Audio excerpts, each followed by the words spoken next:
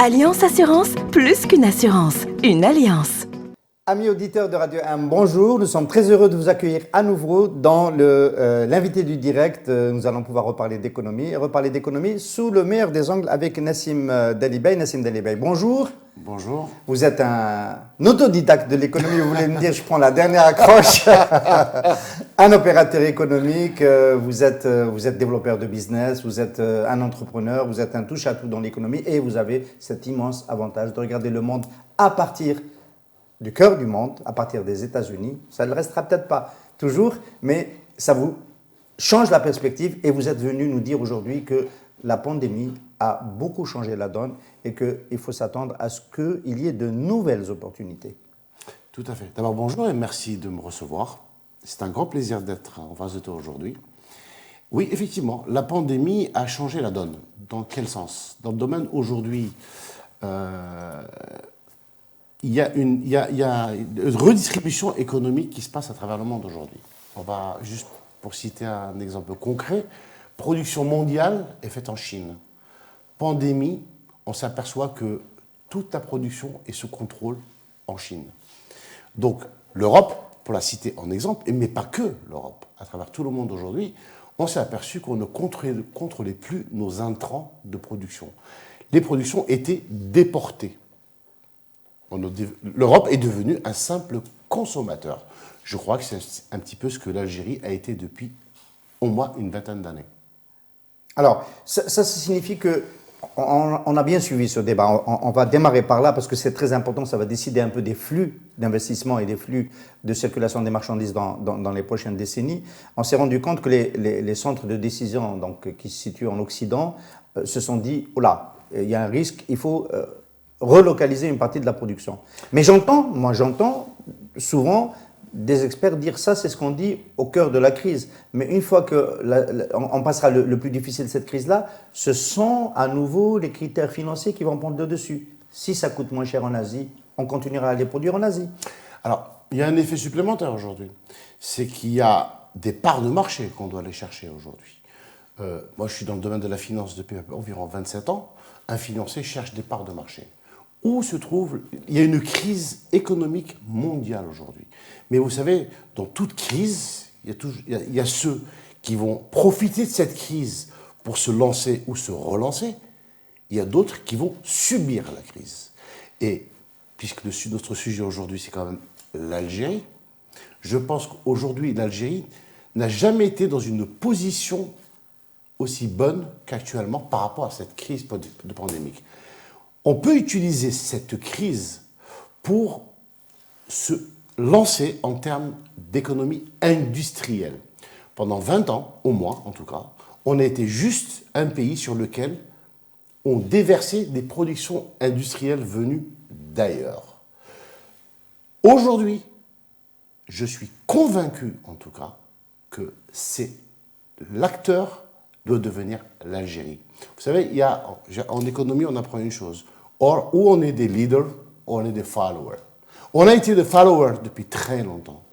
Aujourd'hui, on peut devenir des leaders. Je vais expliquer pourquoi. Ce n'est pas juste du patriotisme déplacé, hein. Bon, malgré que ça fait partie de nos... C'est tout Algérien qui... C'est pas interdit. C'est pas interdit et on en est fier de ce patriotisme. Mais, encore une fois, je suis un financier, je vais plus à la réalité des choses. Aujourd'hui, l'Algérie a beaucoup de facteurs pour elle, pour pouvoir changer, passer du consommateur au producteur. On a une situation géopolitique exceptionnelle. Bon, ça c'est le bon Dieu qui nous l'a donné. C'est comme peut-être aussi les ressources naturelles. On a une position géopolitique intéressante. On a un coût de l'énergie. Donc tout ce qui est industrie, production, le coût d'énergie est très important. Ce facteur-là, on l'a aujourd'hui.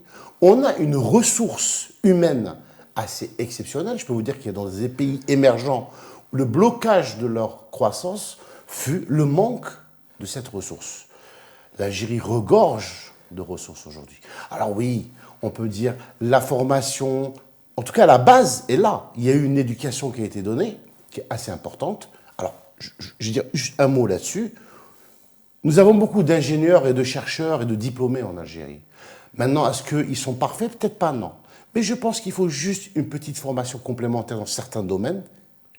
Et on a cette ressource qui existe. Nassim, on va pouvoir redérouler cette feuille des avantages comparatifs algériens sur lesquels peut-être l'Algérie ne s'est pas suffisamment appuyée pour redevenir éventuellement un leader, parce qu'elle a été quelque part un petit peu dans les années 70.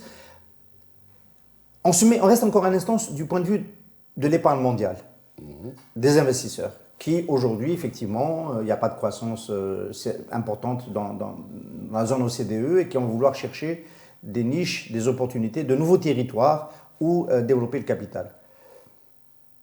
Il y a une différence quand on est un fonds d'investissement, qu'on cherche des opportunités, on peut trouver que l'Algérie est un territoire à défricher, hein, de ce point de vue-là, il y a pas beaucoup. Mais l'image du pays, les opportunités, c'est-à-dire aujourd'hui les opportunités, quand on regarde l'Algérie, on peut avoir... Qu'est-ce qui pourrait faire que quelqu'un décide de venir en Algérie aujourd'hui, à part le fait qu'il y a du retard, qu'on peut développer, qu'il y a un marché local à développer, etc. Il y a un handicap de départ, il y a un gap d'image de départ qui fait qu'on a le sentiment quand même qu'il reste du chemin à faire. Alors, vous savez, en termes d'économie, on voit le verre moitié vide ou le verre moitié plein. D'accord ? Bon. Moi, je vais juste raconter une expérience que j'ai vécue. Je suis issu de la finance, tous les 5-6 semaines, une fois tous les 2 mois, éventuellement le trimestre, on fait ce qu'on appelle les conf calls, d'accord ? On s'informe, on échange un peu nos informations. Donc là, on parle de gens qui sont en général patrons de fonds d'investissement, souverains ou privés. Donc, on échange un peu nos points de vue, on se connaît tous depuis des années. C'est le monde de la finance, tu le sais très bien que ça monte assez petit. Et bon, comme tous ces amis-là savent que je suis algérien. À chaque fois, ils m'ont interrogé. « Hey, Nassim, qu'est-ce qui se passe en Algérie?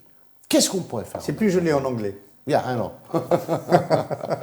So, yeah, oui, à chaque fois, ça revenait. What's going on in Algeria? What can we do in Algeria?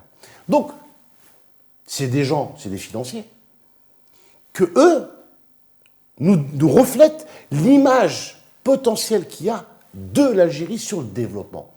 Vous savez, comme tu sais très bien, les financiers, s'ils s'intéressent à un territoire, c'est qu'ils ont trouvé un intérêt, ils savent qu'il peut y avoir de la croissance. Donc, ces gens-là, aujourd'hui, qui sont obligés d'avoir une prudence assez importante, s'intéressent à l'Algérie. Et moi, je suis aujourd'hui convaincu, parce que, bon, je vous dis, on se parle assez franchement, et ils ont des informations que même moi, je n'aurais pas soupçonnées sur l'Algérie. Vous savez, avoir de l'information sur l'Algérie, ça veut dire qu'ils ont investi sur l'information. Ils se renseignent. Ils se tiennent up-to-date. Ils se mettent à jour à chaque fois. Donc, il y a une partie d'investissement. Et tu sais très bien que dans le monde financier, time is money. S'ils passent du temps là-dessus, c'est qu'ils ont quand même quelque part l'Algérie dans la vie. Je dis bien l'Algérie. Moi, j'opère sur plusieurs territoires, comme tu le sais bien. L'Algérie les intéresse. L'Algérie a une image, en termes économiques, extrêmement positive, malgré je dirais pas le manque de communication, l'inexistence de la communication économique algérienne aujourd'hui. Donc, il y a un intérêt. À partir de là, on peut... Alors, je vais quand même titiller un petit peu. Tout de suite, on est quand même dans une économie mondiale excédentaire pour toute une série de produits. On est en concurrence avec des territoires producteurs qui sont bien plus en avance. On a une transition énergétique qu'on n'est pas arrivé à faire parce que, par exemple, implémenter la production des panneaux solaires en Algérie, on n'est pas concurrentiel. On aura du mal à être concurrentiel avec les Chinois. L'expérience d'automobile. On a voulu développer, intégrer en Algérie une filière automobile, mais on se rend compte que les produits finis, enfin les voitures assemblées venant du reste du monde vont rester compétitifs bien plus longtemps que ce qu'on peut assembler en Algérie. Et donc, entre le potentiel et l'approche, la crise, c'est quand même des capacités de production dormantes dans le monde. Alors, réveiller de nouvelles capacités de production, investir dans un nouveau territoire, il faudrait déjà optimiser ce qu'il y a dans le monde et qui est en friche. Alors, oui, tu as raison, mais il y a une réalité économique aujourd'hui. Où est-ce qu'il y a de la croissance? Alors, tu me dis qu'il y a d'autres territoires compétitifs. Maintenant, cite-moi un pays qui a la situation de l'Algérie aujourd'hui qui pourrait nous concurrencer aujourd'hui. On est la porte de l'Afrique, on est l'entrée de l'Afrique. L'Europe aujourd'hui, sans s'appuyer sur un stand-by, un stop, ce qu'on appelle le pit stop africain, n'est pas compétitif sur l'Afrique. On peut être cet acteur aujourd'hui. On peut devenir cet acteur. Et je sais que tu me dis que je suis un éternel optimiste, mais je le suis, parce que je suis assez réalistique. On a toutes les capacités, toutes les possibilités sont là. Laissez-moi aller dans le détail. Vas-y. Alors, ça, c'est la situation ouverte par la pandémie. On va essayer de voir un peu la rationalité de l'investissement international en Algérie avant la pandémie. Ok.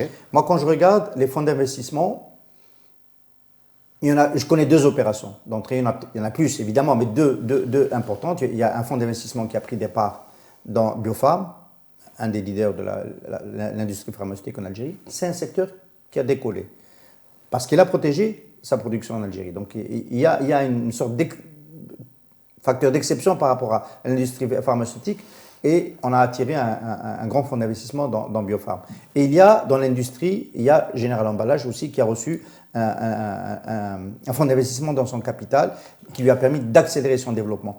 Donc, le capital étranger dont tu parles, tes amis financiers qui te demandent ce qui se passe en Algérie, ils sont prudents. Quand ils vont dans une entreprise, quand ils vont dans une activité, ils s'assurent bien que ce secteur se développe. Et dans ces 2 exemples-là, ce sont des secteurs qui avaient déjà du succès, qui ont renforcé leur succès après l'arrivée des fonds d'investissement. Ils ne le font pas partout. Alors, de ce que tu viens de te dire, tu as juste toi-même de prouver ma théorie.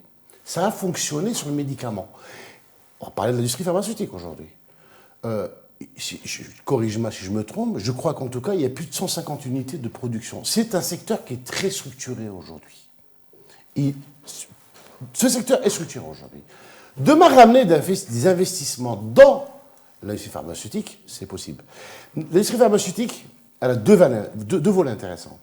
D'abord, elle peut suffire à la production nationale, augmenter ses parts de marché nationales, donc faire une économie de devise sur le niveau de l'importation, mais c'est une industrie qui peut être gros générateur d'exportation.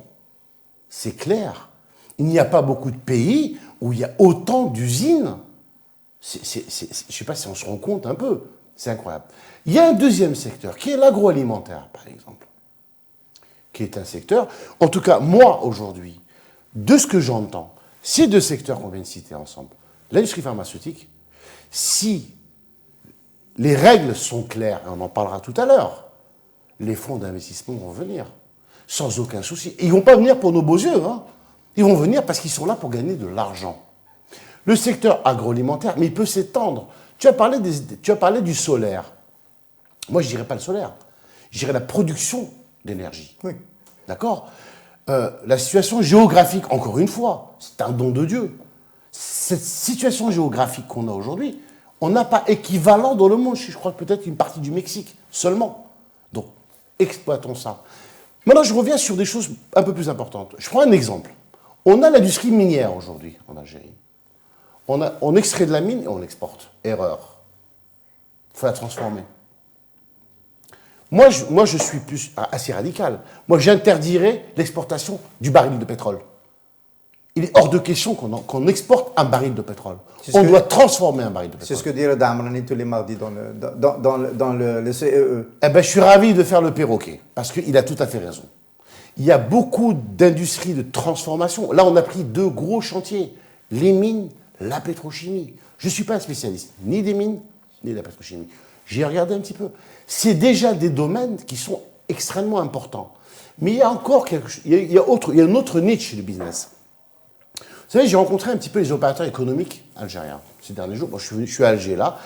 La pandémie, pour moi, c'était le bonheur parce que je suis sur un territoire, je suis en train de regarder ce qui se passe, je me renseigne parce qu'on ne peut pas tout savoir. Bon. Vous savez, je vais dire une chose. J'ai rencontré quelques patrons. J'ai eu l'occasion de rencontrer même le patron des patrons, enfin un des je ne sais plus, c'est un syndicat. C'est un des patrons des patrons. C'est un des patrons des patrons. Je vais citer par exemple Sami Agli, que j'ai rencontré il n'y a pas très longtemps. Et d'autres opérateurs économiques. Ex-FCE. Oui, c'est ça, c'est ex-FCE. Bon. Il y a un enthousiasme, il y a des choses, ils veulent réaliser des choses.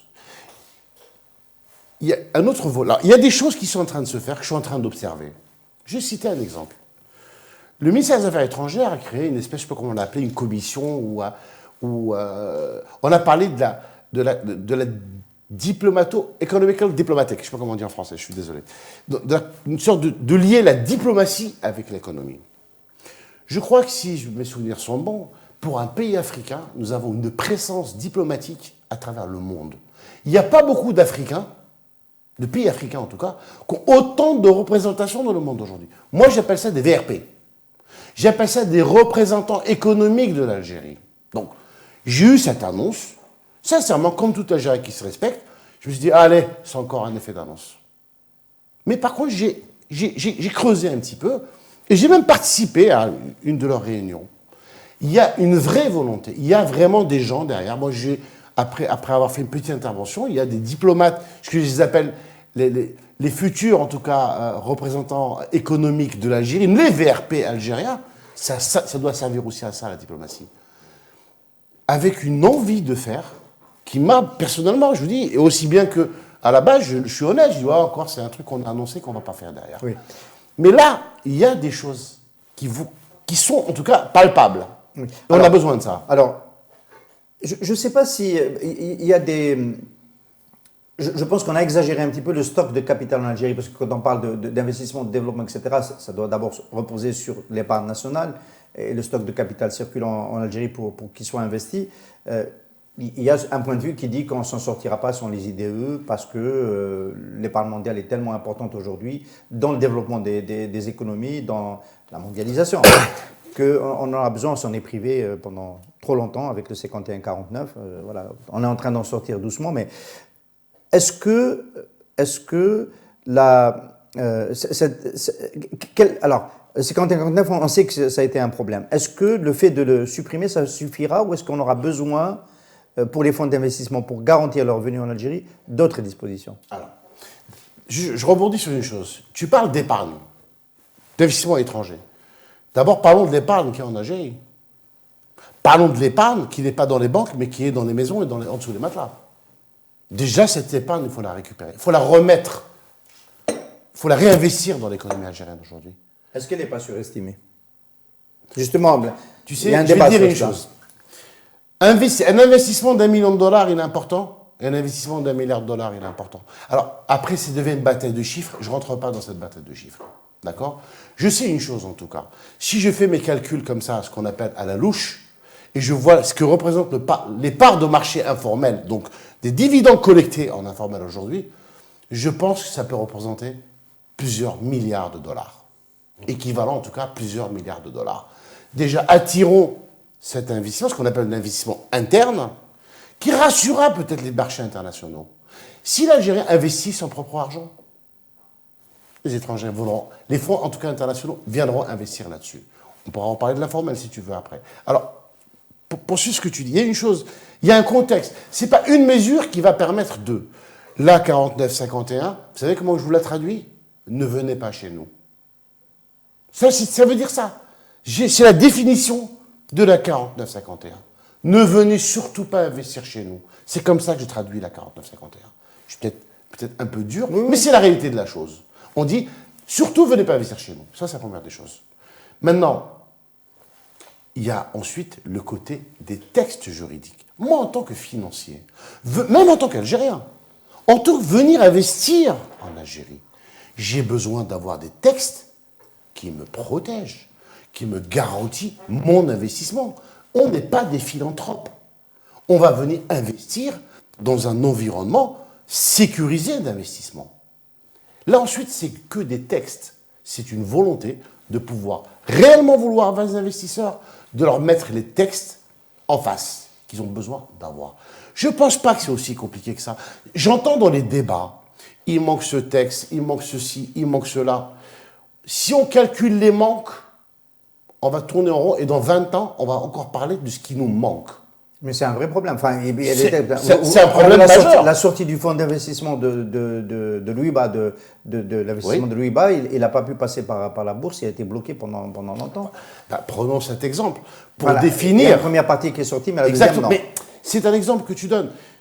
Qu'est-ce qui a bloqué ça? Il faut apprendre de nos erreurs.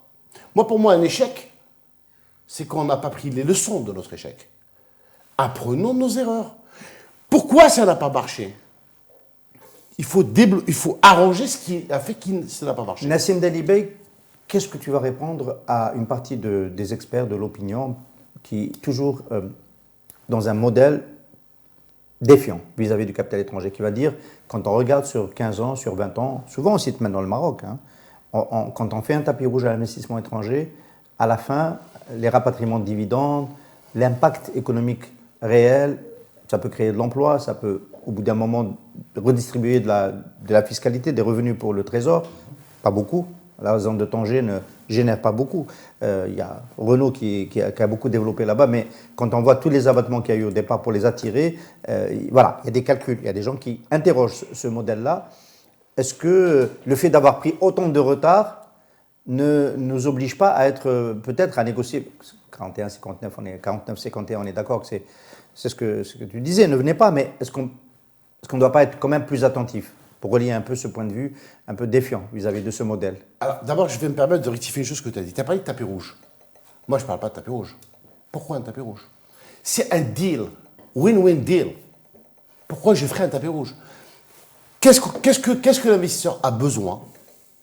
Qu'est-ce qui me rapporte? Et qu'est-ce qui lui rapporte? Il n'y a pas de tapis rouge. Il n'y a pas d'ouvrir quoi que ce soit. Non, c'est un deal qui est monté. Un contrat commercial, un contrat d'investissement, c'est du pragmatisme. Qu'est-ce que tu gagnes? Qu'est-ce que je gagne? Protèges-tu mon investissement? Je peux avoir un retour sur investissement? Et nous, qu'est-ce qu'on gagne à ça? Qu'est-ce que ça nous rapporte? C'est tout. Il n'y a pas de tapis rouge, pas de tapis rouge. Maintenant, le modèle que tu viens de donner, le modèle qui a été fait au Maroc, pour moi, sincèrement, ce n'est pas du tout un exemple. Parce que, comme tu as dit à juste titre, quelles sont les retombées sur le Maroc? Moi, je les ai vues. J'ai étudié ce deal en particulier sur Tanger. Sincèrement, ça ne donne pas envie. Ça permet aux Marocains de dire qu'ils sont premiers exportateurs d'automobiles en Afrique. Alors, qu'est-ce qu'on veut maintenant? Communiquer, dire on est le premier et on ne l'est pas vraiment? Ou faire en sorte d'être les premiers? Tu sais, je vais dire une chose. Si tu parles avec n'importe quel fonds d'investissement, en particulier les fonds souverains aujourd'hui, s'ils voient dans la balance que toi, tu ne gagnes pas assez, ils ne vont pas investir avec toi. Pourquoi? Parce qu'ils se sont dit, tiens, moi, je vais investir, mais si demain, il y a une autre opportunité, il va me dégager, il va me changer. Parce que c'est déséquilibré au départ. Exactement. Et c'est ce qui se passe. Et c'est très simple. Vous savez, les fonds d'investissement, ils vont sur du long terme. Peut-être pas sur un deal, ils peuvent investir sur 3, 5 ans ou 7 ans. Mais ils veulent renouveler leur investissement ailleurs, faire tourner leurs fonds. Alors, Nassim, tu as évoqué les fonds souverains. Moi, ça m'amène à une question. La Chine est un acteur à part qui est sur un autre modèle. La Chine assure le financement d'une partie de ses engagements en Afrique. Et par exemple, sur le port centre, il s'est proposé d'être un acteur qui construit, qui exploite aussi et qui amène une partie du trafic. Peut-être la plus importante, hein, Atelier du Monde. Alors, est-ce que ce modèle-là, il n'est pas aussi un modèle attractif qui va concurrencer le modèle classique des fonds d'investissement qui partagent le risque, mais qui n'ont pas les moyens financiers peut-être de la Chine? Alors, tu donnes l'exemple de la Chine. Les fonds financiers aujourd'hui, ils ont besoin d'un modèle. Il n'y a pas un modèle économique, il n'y a pas un modèle de développement, il y en a plusieurs. Il y a plusieurs secteurs. Il y a des fonds, les fonds souverains peuvent investir sur différents business models. Je ne suis pas un expert de ce qui est portuaire, de la logistique là-dessus.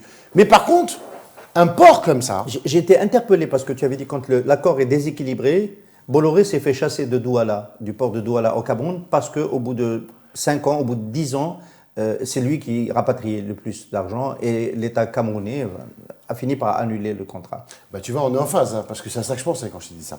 Parce que j'ai suivi un petit peu ce deal. Et tu vas voir que des investissements qui ont été faits en Afrique, au départ déséquilibrés, parce qu'on parlait de tapis rouge. Moi, je ne parle pas de tapis rouge.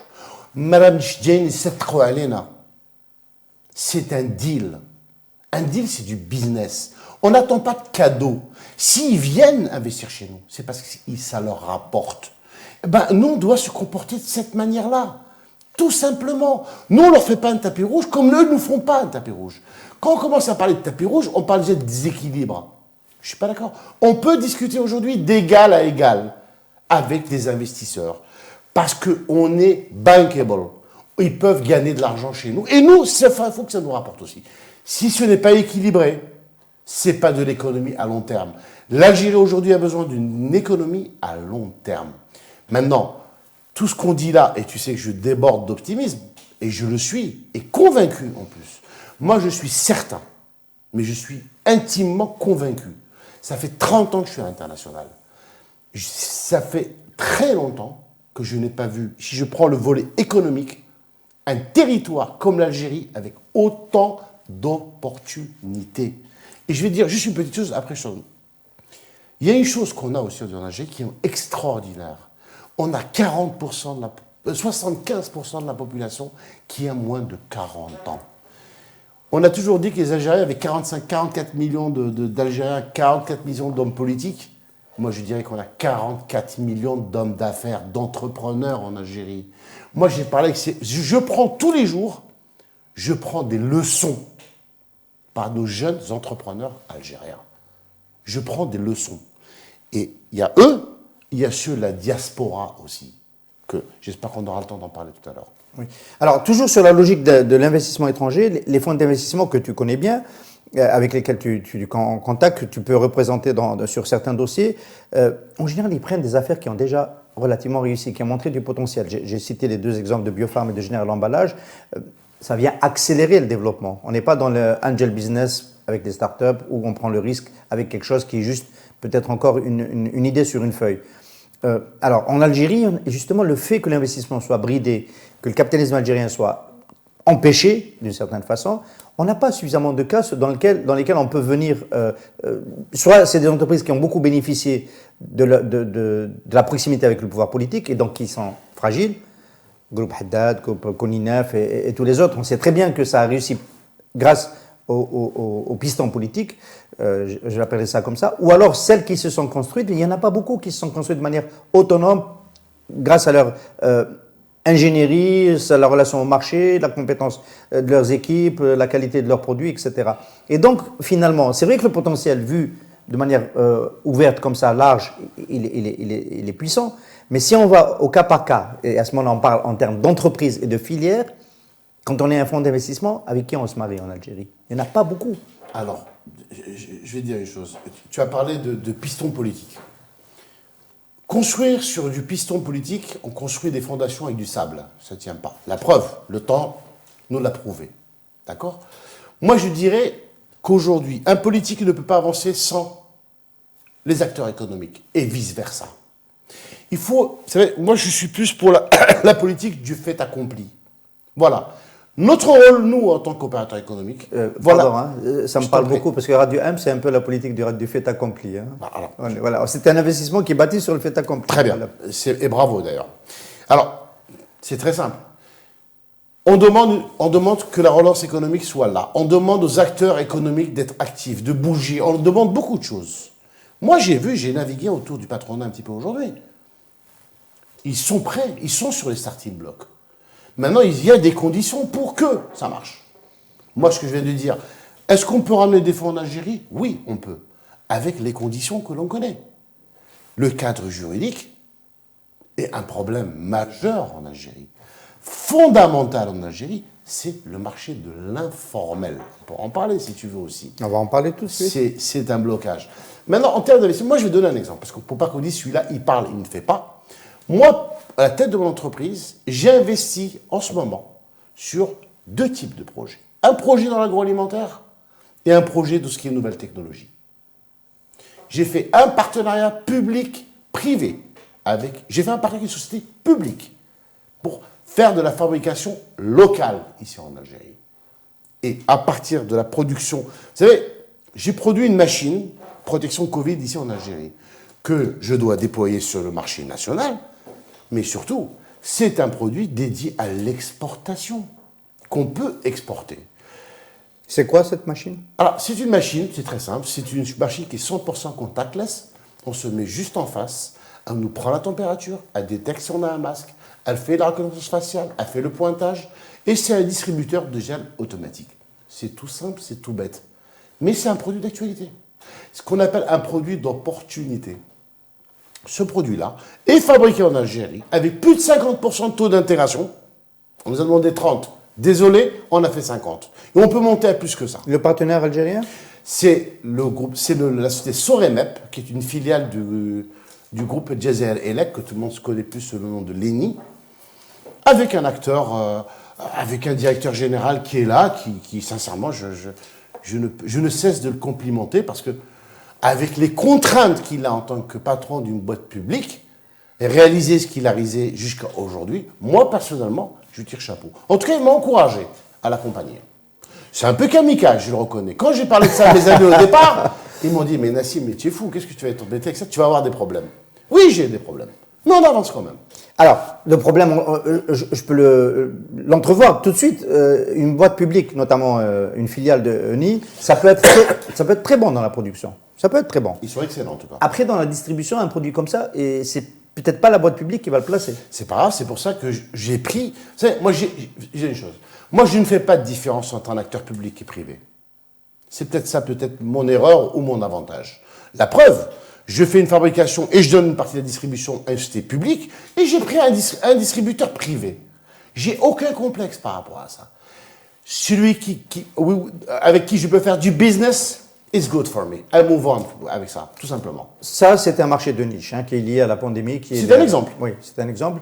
Et l'agroalimentaire, ça peut avoir de l'avenir. On sait que... Bon, c'est vrai que ça s'est beaucoup développé sur le marché local. Il y a une partie de la production qui vient d'ici. Est-ce que une partie des ingrédients, des entrants, c'est un secteur où il faut investir? Vous direz ça à vos... Alors, si tu permets, j'aime bien être concret. Je peux citer un exemple concret. Bien sûr. Aujourd'hui, il y a un industriel, un homme d'affaires algérien, qui a investi sur une unité de production de pizza. Ça peut peut-être faire rire, mais c'est le seul qui a fait ça. Et son idée, c'est une idée de génie. Mais de génie. Pourquoi une idée de génie? On peut le citer, c'est M. Hassan Khelifati, qui est assureur. Vous voyez, les hommes d'affaires, ils peuvent avoir beaucoup d'imagination. Diversification. Diversifier et surtout de la créativité. Il faut oser quand même, quand on est assureur, investir sur une unité de production agroalimentaire. Ben, si on fait un arrêt sur image sur l'outil de production qu'il a monté, les parts de marché qu'il a, ils sont nationales, c'est clair. C'est le seul producteur de pizza industrielle en Algérie. Mais vous imaginez un petit peu au niveau de l'exportation. Moi, je dis, en tout cas, je pense qu'il va réussir à faire, c'est au moins pouvoir exporter 40% de sa production. On va regarder en face de nous, on a un marché européen aujourd'hui. Il y a un marché de la pizza aujourd'hui en Algérie. C'est une pizza. Mais en Europe, c'est une pizza halal. Seulement sur la France, c'est un marché qui pèse 17 à 18 milliards d'euros aujourd'hui. Il y a des parts de marché à aller chercher. C'est pour ça que je dis que son idée, c'est une idée de génie. D'aller se lancer sur un secteur comme celui-là, sur lequel, moi, personnellement, en tout cas, je n'irais pas penser. Mais l'outil est là. Maintenant, il faut l'accompagner. Il faut l'accompagner, parce que l'acte d'exporter, bon, je ne vais pas faire les pleureuses, mais il y a des problèmes. Il faut les mettre sur la table, ces problèmes-là. Maintenant, à partir du moment où je prends cet exemple de l'agroalimentaire aujourd'hui, il a monté une unité de production. Il a tout pour réussir. Sauf si on l'empêche de réussir. Tout simplement.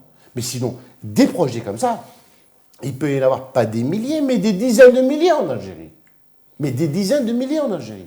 Hassan Khelifati, qu'on salue, Alliance Assurance est le sponsor de l'invité du direct. En plus, voilà, il est partout. Il a pris le pari de nous accompagner depuis le premier jour. Une autre idée de génie. Ouais, c'est un visionnaire, une autre idée de génie.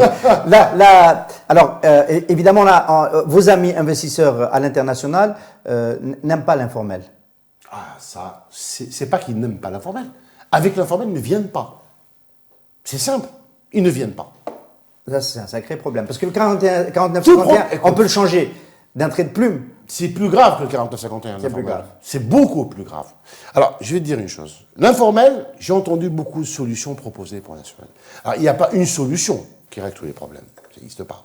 Mais il y en a une qui est fondamentale. Mais pourquoi c'est un problème aussi grave, déjà? Avant de parler des solutions, pourquoi, dans le diagnostic, pourquoi c'est un problème handicapant? D'accord. Tu prends une société internationale qui est cotée en bourse. D'accord? Qui vient investir ici en Algérie. On va la payer Bishkara. Qu'est-ce qu'elle va faire? Elle va prendre Shkara, elle va l'emmener à la bourse et la déposer. Ça tue l'investissement. Et il y a un problème d'inégalité de business. Si toi, tu fais un investissement où tu fais de la recherche et développement, tu investis dans ton produit, et qu'à la fin, le type, il est à côté, il paye ni impôts, ni taxes, ni TAC, ni TVA, ni rien du tout, j'appelle ça de la concurrence déloyale. Sur un territoire comme ça, moi, en tant qu'Algérien, j'investirai pas un seul euro. Parce que je vais le perdre, mon euro. Parce que je ne pourrai jamais être compétitif. On ne peut pas faire du business sans payer d'impôts. Un pays ne peut pas fonctionner sans l'impôt. Ça n'existe pas. On en rêverait. Tout le monde rêverait de ne pas payer les impôts. Mais dans ce cas-là, on n'existe pas. Tout simplement. Maintenant, si tu permets, on peut parler de la fiscalité, de l'imposition. On a un taux d'imposition qui est exorbitant. Mais la raison, elle est très simple. Quand on n'a que 35 ou 40% qui payent l'impôt pour tout le monde, moi, si je suis ministre des Finances, quand j'ai un déficit budgétaire, ce que je vais faire, je vais augmenter l'impôt. Donc là, on a un problème. C'est qu'on perd la compétitivité. Si on veut exporter, ça nous pose un problème. Maintenant, essayez d'imaginer un petit peu que si cette assiette fiscale est élargie, moi, j'ai toujours prôné pour un taux d'imposition à 25%. C'est rare que je balance des chiffres, mais là, je le balance, celui-là. C'est tout à fait réalisable. Hein. L'État s'en sort et nous, on s'en sort. Vaut mieux toucher 25% sur une plus grosse assiette fiscale que toucher 60% sur des miettes.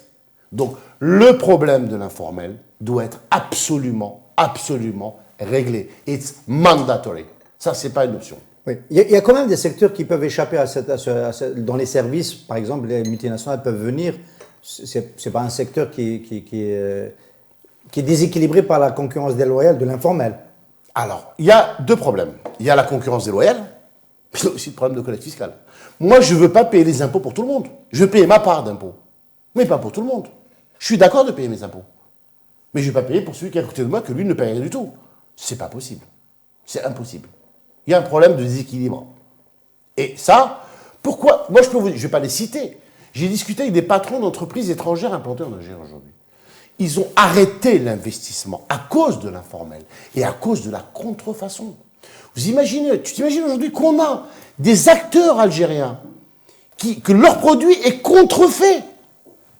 On tue l'industrie qui a démarré, qui fonctionne.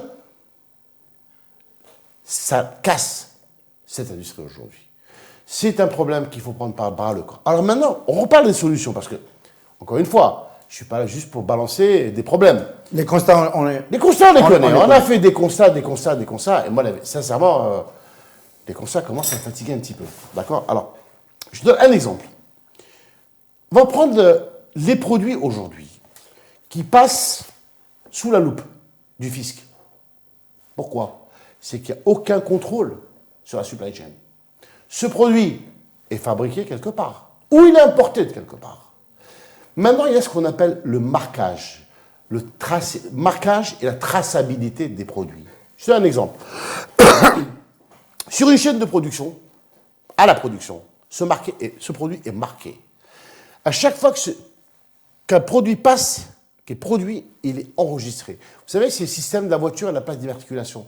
Chaque voiture a une plaque d'immatriculation. Je peux prendre un exemple. On va prendre un paquet de cigarettes, c'est un très bon exemple. Le numéro de châssis, c'est ça qui l'identifie le plus. Oui, mais d'abord, la plaque d'immatriculation, il n'y a pas deux plaques d'immatriculation, c'est les mêmes. Aucune. Tout chacun, sinon il y a un problème. D'accord. On prend l'exemple de paquet de cigarettes, par exemple.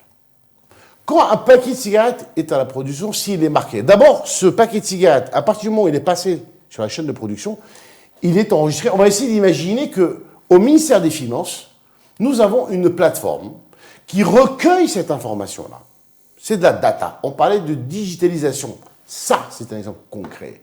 Ce produit, il est marqué à la production. Le centre des impôts, ils savent que ce produit a été produit. Donc, ce produit-là devra s'acquitter de ses taxes et impôts. Les cigarettes, par exemple, il y a des taxes d'assises dessus, qui sont relativement importantes. Les boissons, les alcools.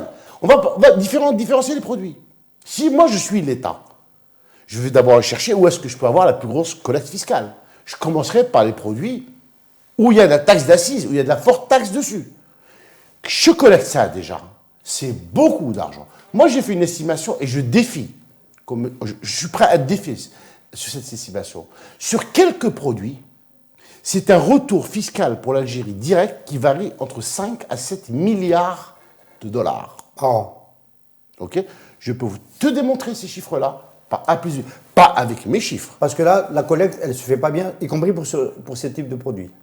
Bah écoute, en tout cas, ce qui est dans les chiffres Parce que officiels... dans les kiosques, dans les paquets de cigarettes, il y a une fuite fiscale, il y a une évasion fiscale. Tu sais, le pire, c'est quoi?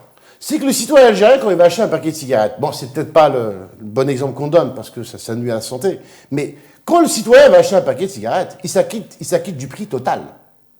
Maintenant, l'État doit collecter sa part là-dessus. Qui collecte le reste? Où va le reste? Je suis désolé. Le reste doit aller dans les caisses de l'État. Oui. Alors, je t'amuse d'une chose. La start-up qui va produire cette solution, la plateforme, est-ce que tu as déjà acheté son brevet? Alors, d'abord, ça m'a fait rire parce que on m'a dit ça il n'y a pas très longtemps. On m'a dit, oui, la start-up qui va faire ça. Non, ce n'est pas une start-up qui va pouvoir faire ça. Parce que le logiciel a coûté à développer 8 ou 9 milliards de dollars. D'accord? Je redonne cet exemple. Alors, est-ce que, tu sais, je vais dire une chose. On n'est pas là pour inventer la roue. Bien sûr. Je prends l'exemple de la cigarette. Aujourd'hui, les 27 pays européens ont obligé le marquage de la cigarette. C'est obligatoire déjà depuis 3 ans ou 4 ans. C'est déjà mis en place. Les États-Unis, les cigarettes sont marquées. Le Maroc à côté, les cigarettes sont marquées. Parce que la cigarette en particulier, c'est non seulement de l'informel, mais aussi de la contrebande. Et donc, pour bien comprendre, faire comprendre à nos amis auditeurs, cette formule-là, elle est extensible aux produits sur lesquels est assis beaucoup d'impôts.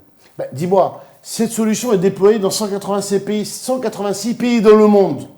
Pourquoi pas nous? On n'est même pas membre de l'OMC. C'est un autre sujet. C'est un autre sujet. Mais en tout cas, ça, c'est une solution concrète. Plug and play. Alors là, on a parlé des cigarettes, mais dans tous les produits, ça peut être comme ça.